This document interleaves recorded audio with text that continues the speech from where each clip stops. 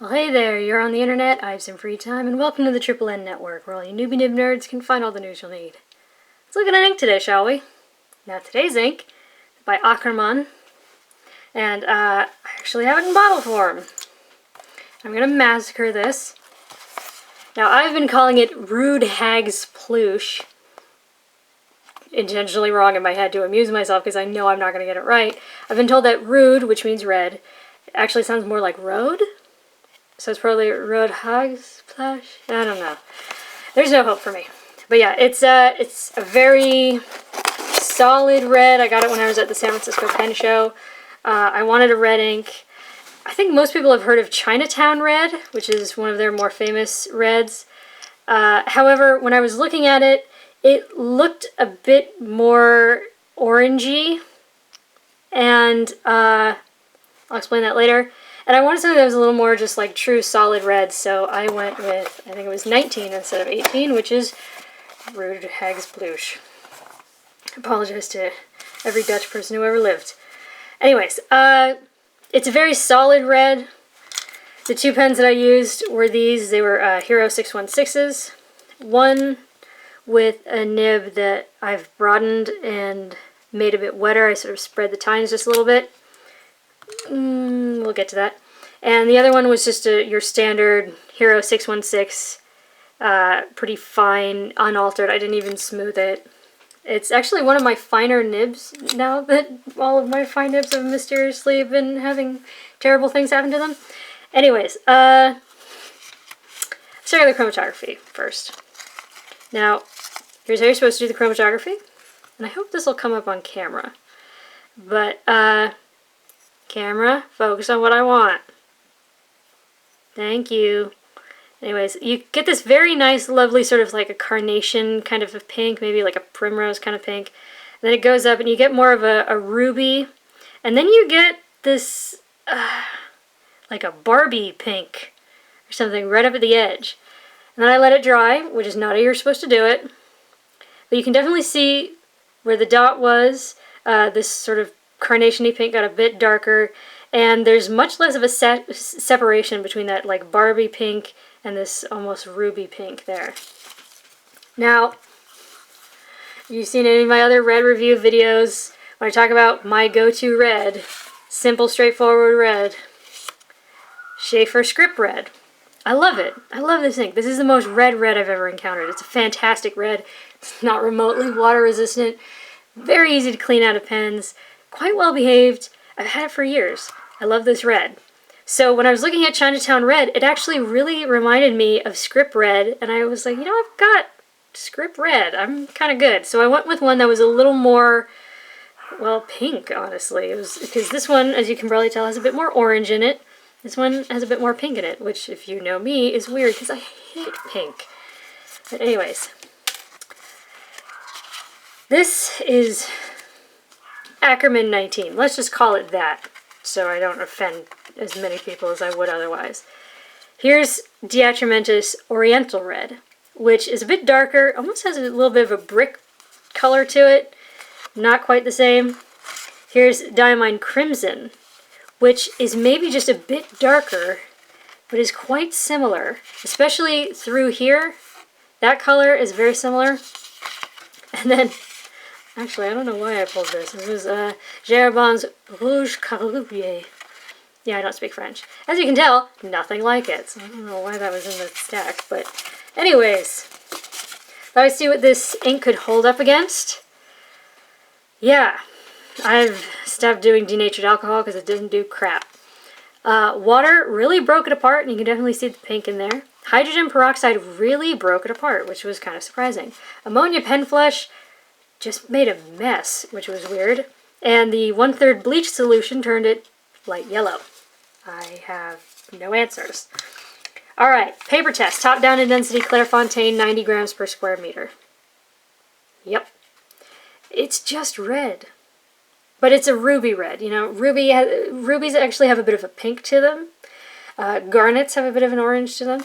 So, yeah, this is, it's a very solid red that when you thin out, shows its sort of pink undertones. Now, this was nice. The fine nib took 6 seconds to dry. Lovely, I'll take it. This broader and wetter Hero 616 took 9 seconds on Clairefontaine. I'll totally take it. And as you can see, at least I hope it'll show up, there's this mild halo effect around some of the darkest parts of the scrubby, but you see it in the writing as well. And it was actually a bit on the wet side.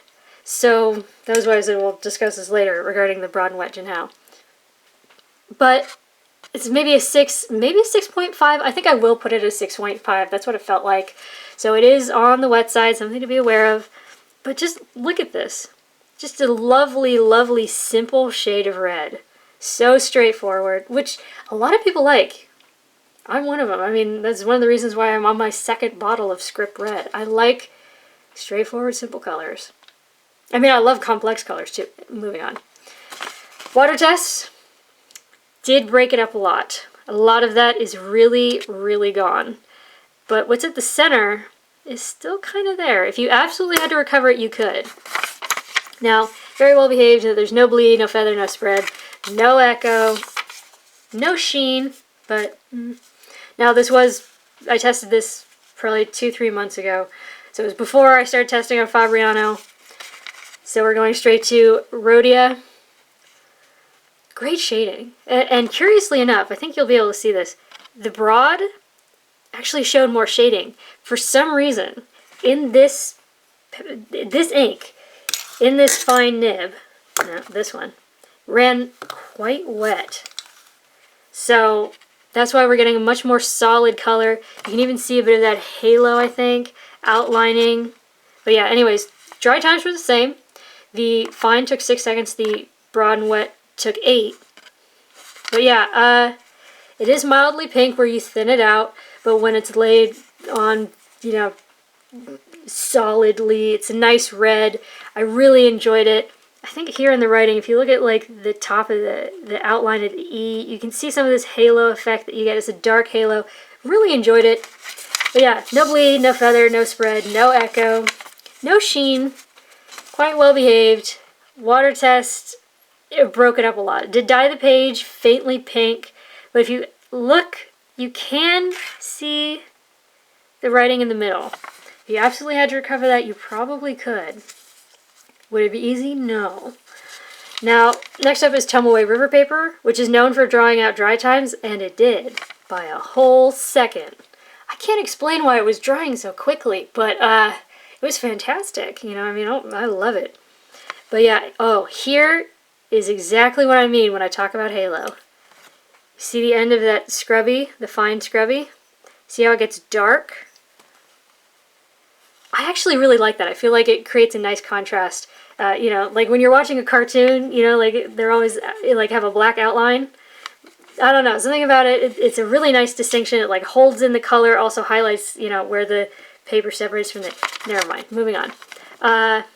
Very solid saturation for the most part. Looks good. You don't get shading in, you know, in the small gradient effect. I think it's because just the way this paper makes ink pool up. But it looks really good on here. And as I say on here, I was actually most enjoying it in the fine, because the fine was laying down a bead thin enough that, you know, you would just get this solid bit of writing, and since it was so wet, you got this wonderful consistent color. It was dark, you got the dark halo. You have it in the writing as well. I was just really enjoying it, and that never happens with me because I love broad and wet pens.